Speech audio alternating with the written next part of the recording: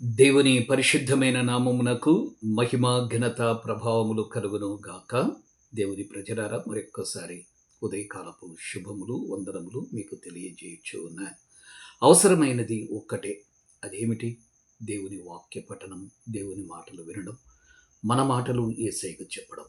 అంటే బైబిల్ చదవడం, ప్రార్థించడం చాలా ప్రాముఖ్యమైన, అవసరమైనది ఒక్కటే.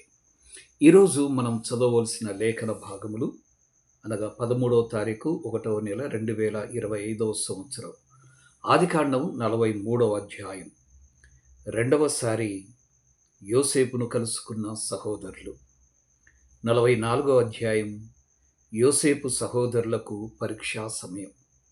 45వ అధ్యాయము ఆదికాండము యోసేపు తన సహోదరులకు తన్ను తాను బయలుపరుచుకోవడం. 46వ అధ్యాయము యాకోబు కుటుంబస్తులు అందరూ ఐగుప్తునకు రావడం. తప్పకుండా ఈ 4 అధ్యాయములు ఈరోజు చదువుతారు కదూ. దేవుడు మిమ్మల్ని బహుగా దీవించునుగాక.